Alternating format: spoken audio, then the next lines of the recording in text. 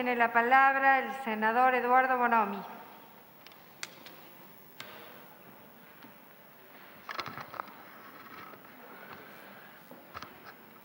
Muchas gracias, señora presidenta.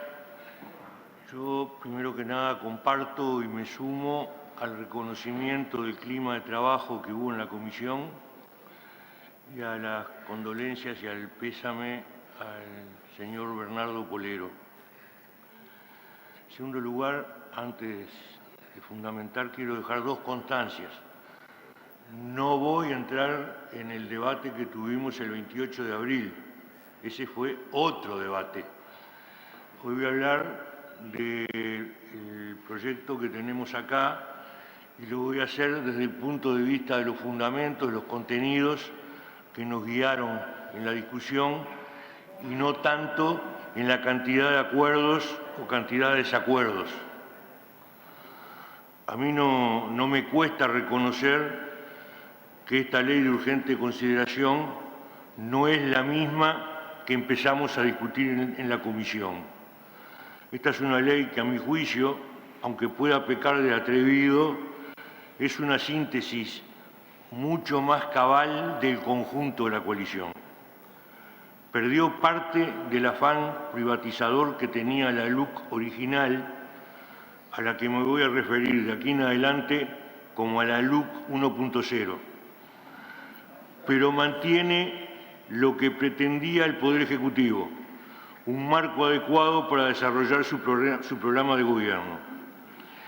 En la campaña electoral todos discutimos sobre los diferentes proyectos que proponíamos cada sector y esa discusión estuvo presente, quizás como telón de fondo, en el debate sobre el proyecto de ley que se dio en la comisión. Sin embargo, también aparecieron aspectos en los que distintos sectores que participamos en la discusión mostramos algunas sintonías parecidas: el poblamiento de la campaña, la producción y la defensa de la soberanía nacional, la convicción que la banca internacional ha tenido demasiadas prerrogativas, pero no encontramos una formulación común ante esos problemas.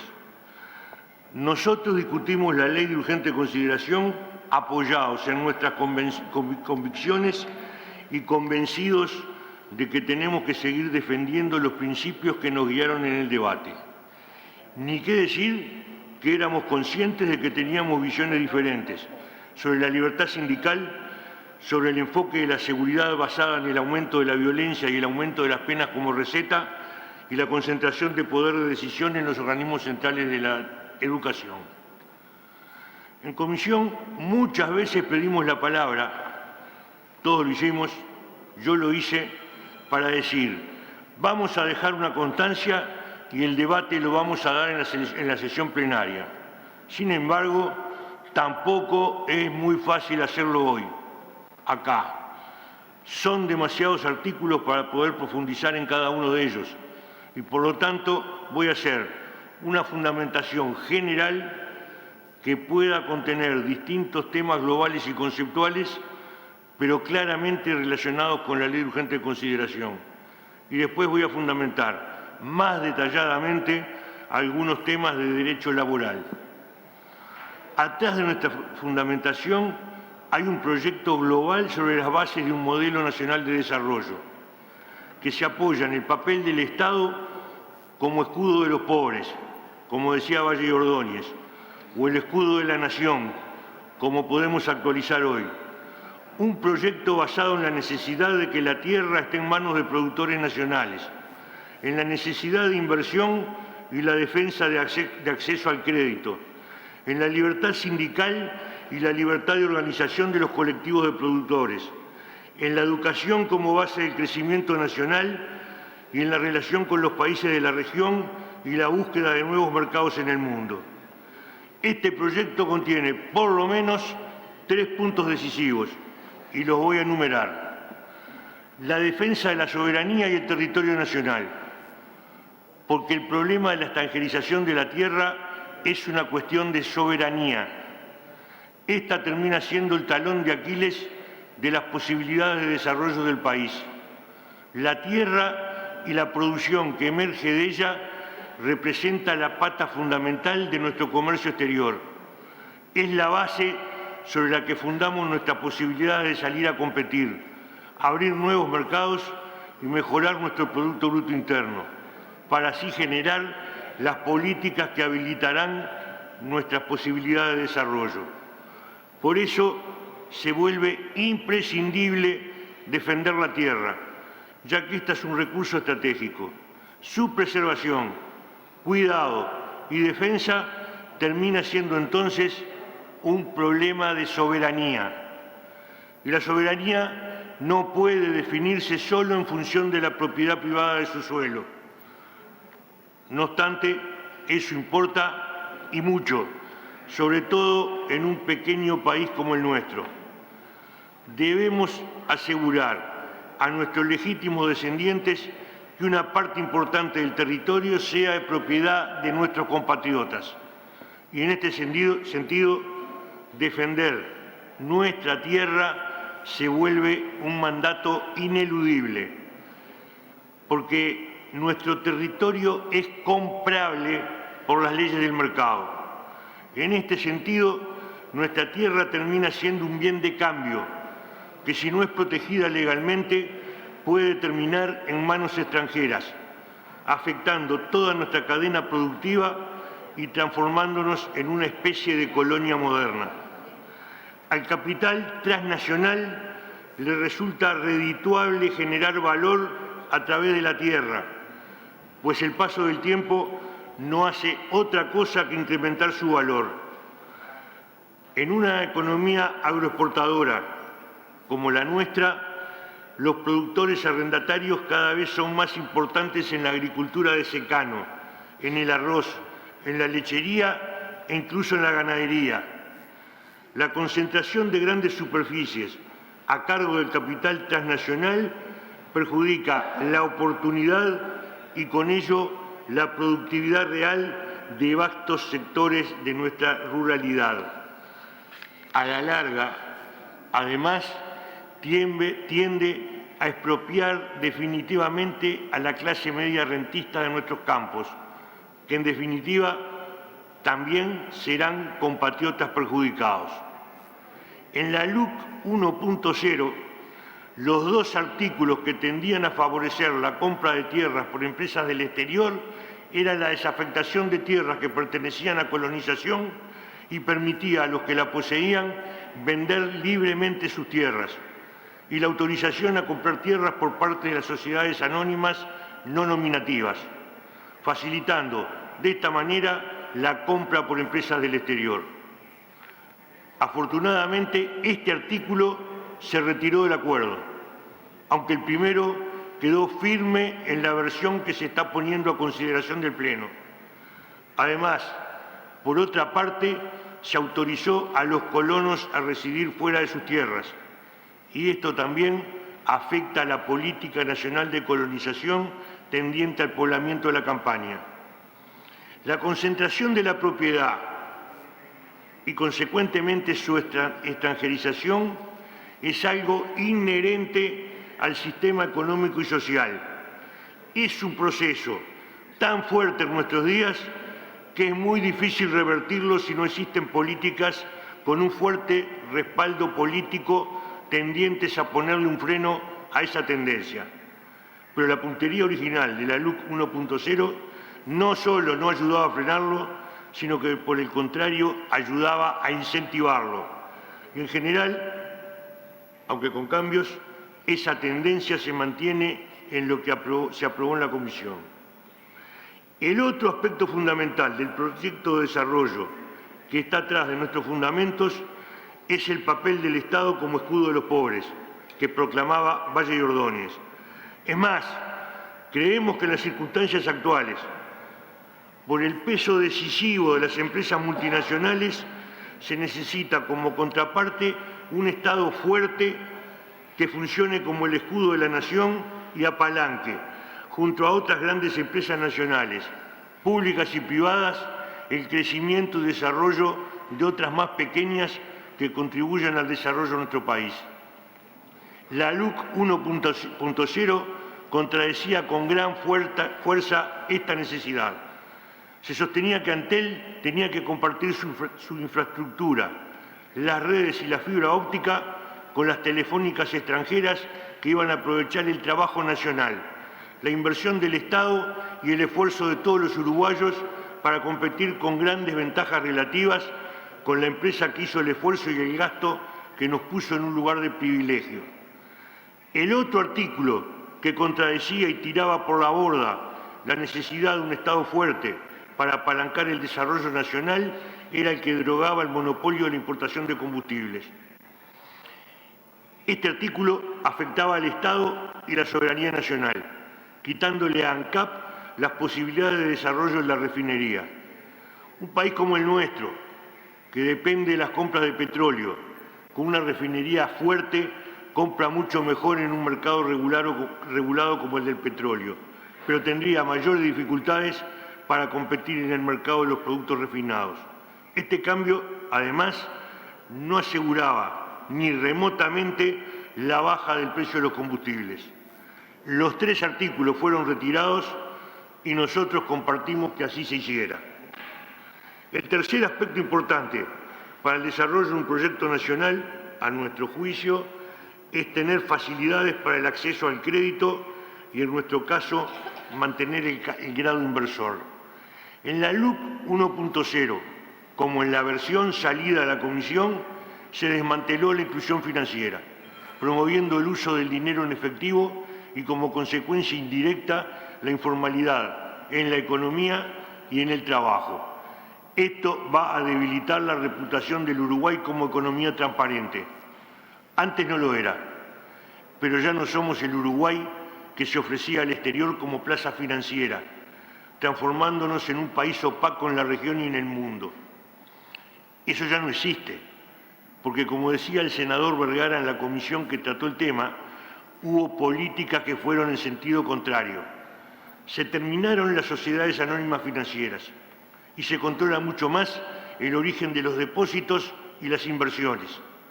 Además, la inclusión financiera le impuso muchas cosas al sistema bancario. Antes de la inclusión, los bancos cobraban comisiones del 7% a los usuarios de tarjetas y ahora bajó a un máximo del 1% para las tarjetas de débito.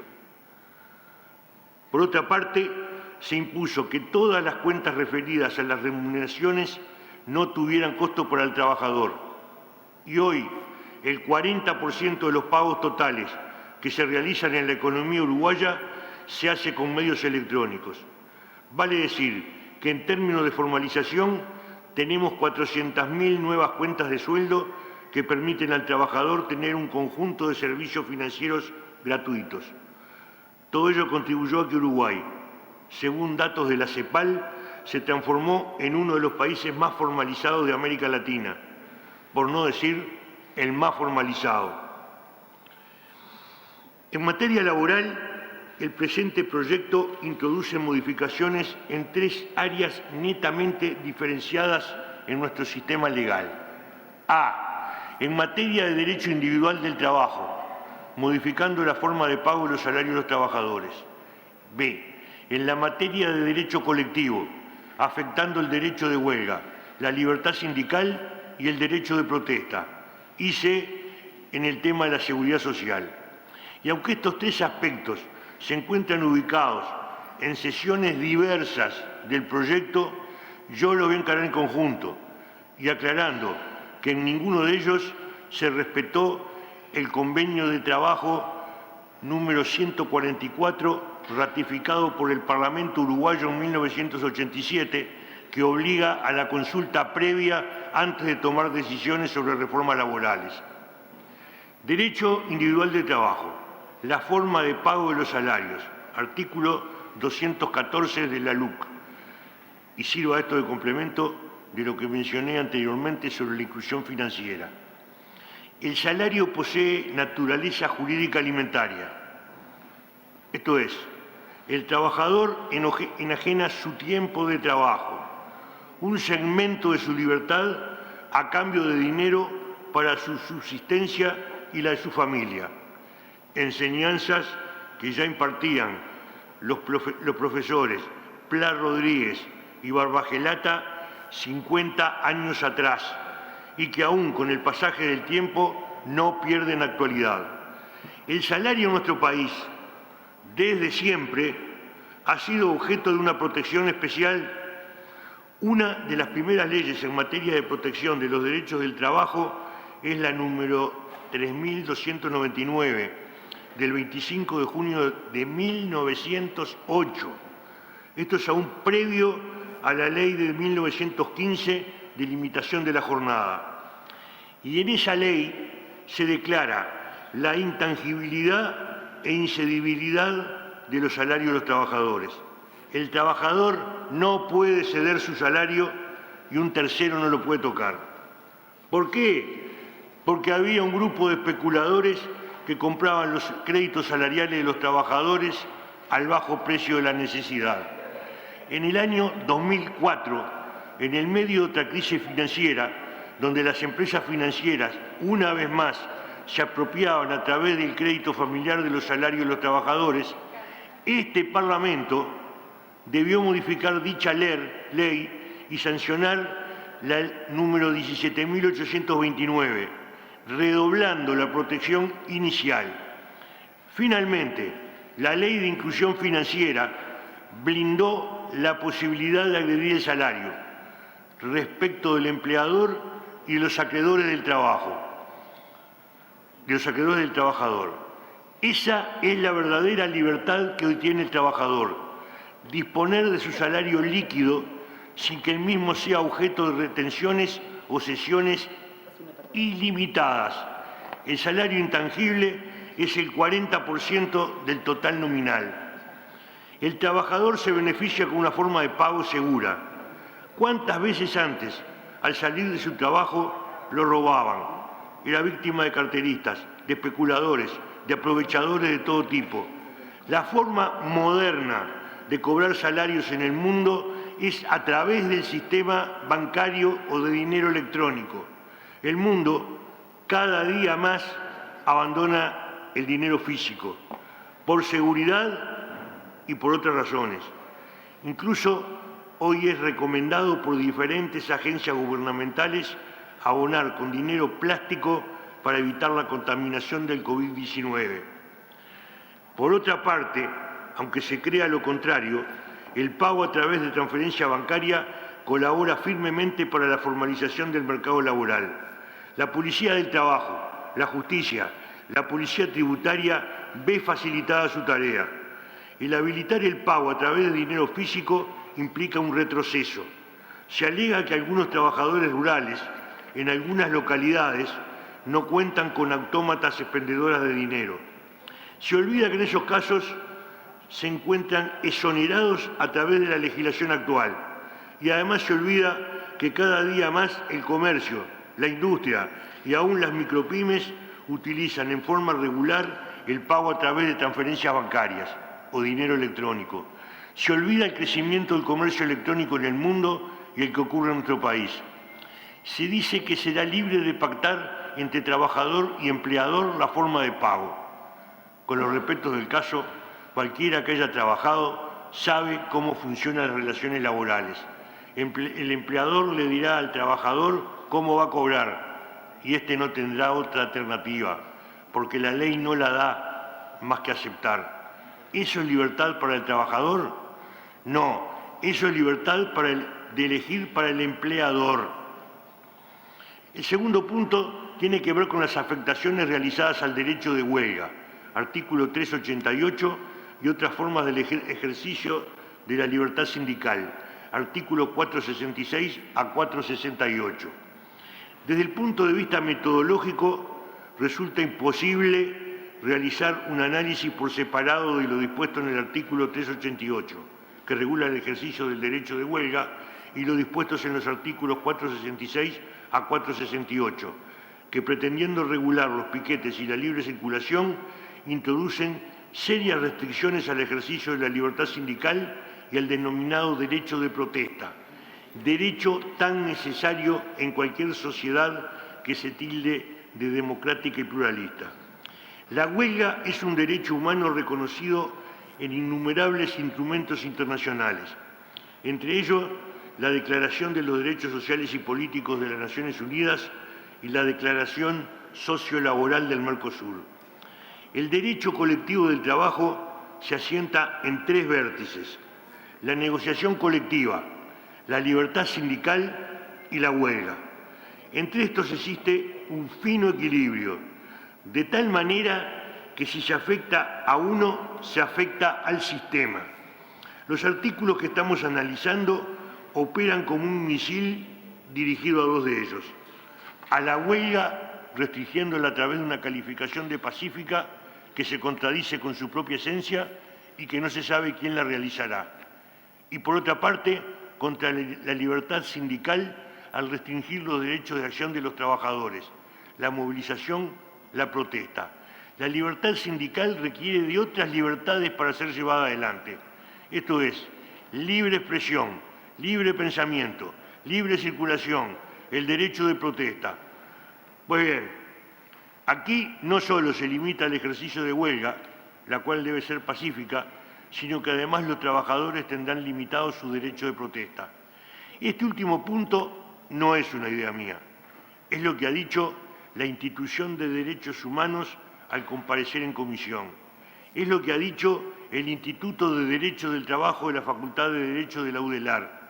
Y es lo que ha dicho el representante del Comité de Expertos de la OIT en sus comparecencias ante la comisión. Llamo la atención de este cuerpo que la restricción del derecho de huelga es una señal negativa seria de restricción de derechos democráticos, pero nos debe alarmar, no solo como trabajadores, sino como ciudadanos, y más a nosotros, que ocupamos cargos de responsabilidad política, el hecho que se pretenda restringir el derecho de protesta. La protesta, la contradicción de ideas, las movilizaciones son la base de la democracia, del pluralismo. Con esta restricción, mañana cualquiera de nuestros partidos o agrupaciones organiza un mitin y nos pueden calificar de ilegítimos. Estamos restringiendo derechos humanos fundamentales.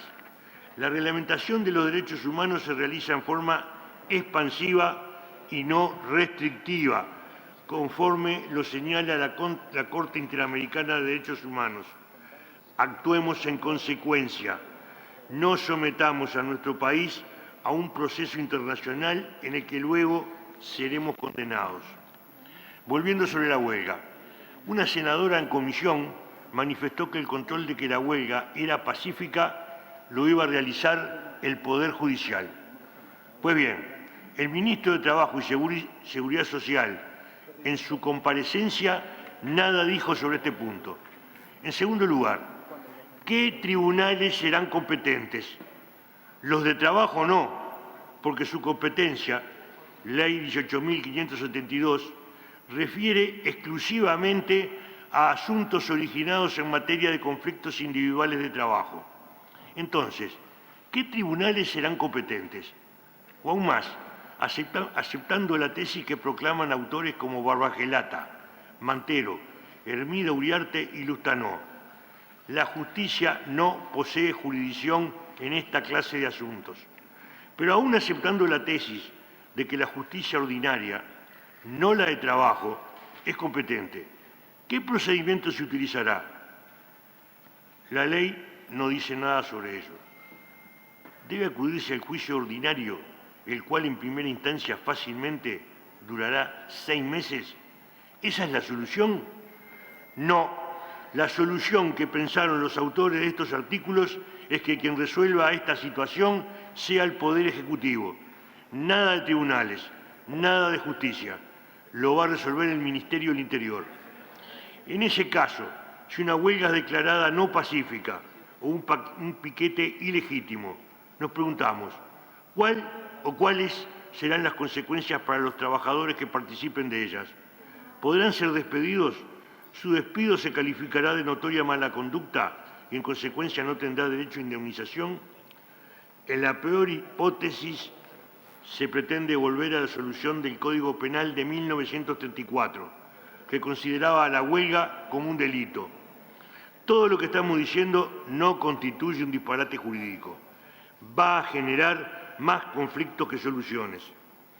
Sin contar con que las disposiciones que restringen el derecho de circulación no solo limitan la libertad sindical, tal como veladamente lo señaló el representante del Comité de Expertos de la OIT, sino que agreden el derecho de protesta, la movilización en una sociedad democrática. Se alegan los desbordes de los piquetes, el uso abusivo del derecho de huelga. Pues bien, discutamos esos extremos y estos desbordes. Cuando sobrepasan la licitud, deben ser objeto de denuncia penal, como cuando ocurren agresiones o sabotajes. Legislar es la tarea de regular la convivencia, es articular derechos de toda la población, de mayorías y minorías. Legislar es visualizar que un país puede ser mejor y contribuir a esa mejoría.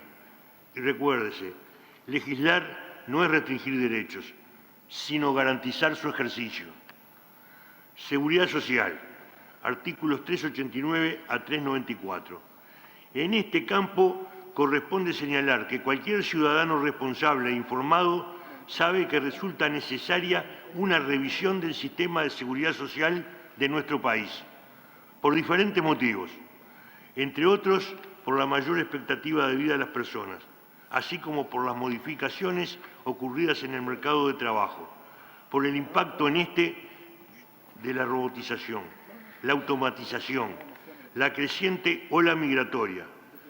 Ahora bien, en la última gran reforma de la seguridad social uruguaya, se pasó de un sistema clásico de reparto, basado en la solidaridad intergeneracional, a un sistema mixto que respondía a la teoría del Banco Mundial de los 3 pilares: solidaridad intergeneracional, ahorro obligatorio y ahorro voluntario. Las experiencias de derecho comparado, encabezados por la experiencia ocurrida en Chile, donde las jubilaciones resultan paupérrimas, y el propio reconocimiento por parte del Banco Mundial respecto a que el modelo no da los resultados esperados, son los faros conductores para una reforma de la seguridad social en nuestro país. La diferencia es que Uruguay posee un sistema de seguridad social que responde al Convenio Internacional de Trabajo número 102, es decir, un sistema de seguridad social que no solo satisface prestaciones jubilatorias y pensionarias, sino que además satisface el desempleo, la enfermedad común, las asignaciones familiares. Pero ahora se crea una comisión para reformar el sistema de seguridad social. De la lectura de sus cometidos, parece que la reforma solo abarcará el régimen previsional, jubilaciones y pensiones. Si esa es la intención, que quede clara que no es válido que creando una comisión que tenga por objeto la reforma del sistema previsional, luego, colado por la ventana, se pretenda modificar todo el sistema de seguridad social. Y mucho me temo que en los tiempos que corren, una reforma de esas características será en perjuicio de los derechos ya adquiridos por los trabajadores uruguayos. Nos gustaría que el capítulo se denomine correctamente, bajo un rótulo reforma previsional, o que la comisión que se cree lo sea bajo el nombre de Comisión para la Reforma Previsional. No es una cuestión formal, es un tema de fondo. En segundo lugar, cabe recordar que cualquier reforma previsional debe ser el resultado del diálogo social que se debe dar entre trabajadores, empleadores, pasivos y el Estado. Así está concebida la integración de nuestro Banco de Previsión Social y así indican las normas internacionales. Convenio. El senador Charles Carrera me pide la palabra. Sí, señora presidenta, muchas gracias. Para pedir que se prorrogue el tiempo de uso de la palabra del senador Bonomi. Muchas gracias, presidenta. Procedemos a votar por la afirmativa. Sírvanse en expresar. 17 en 19. 17 en 19 afirmativo. Puede proseguir el señor senador.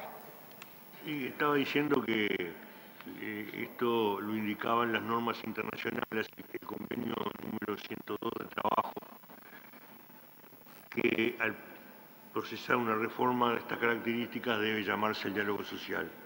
¿Ha habido diálogo social previo al envío de este proyecto en materia de previsión social, como nos obliga el convenio mencionado? La respuesta es un rotundo no. No se ha escuchado a los trabajadores, a los empleadores ni a los pasivos. Pero aún más, no se los convocó a dialogar. En consecuencia, se desconoce el mecanismo de diálogo social, se desconoce el poder de las organizaciones sociales, se desconoce la importancia de las organizaciones intermedias en la sociedad. La participación de estos interlocutores legitima cualquier reforma. Este mecanismo la hace ilegítima desde su nacimiento. ¿Cómo haremos partícipe de esta reforma a la comunidad si excluimos de su participación a los sectores sociales? Una reforma de estas dimensiones, para un país que posee una población envejecida, solo puede llevarse adelante a través del consenso social, del acuerdo. Su génesis debe estar en el diálogo social.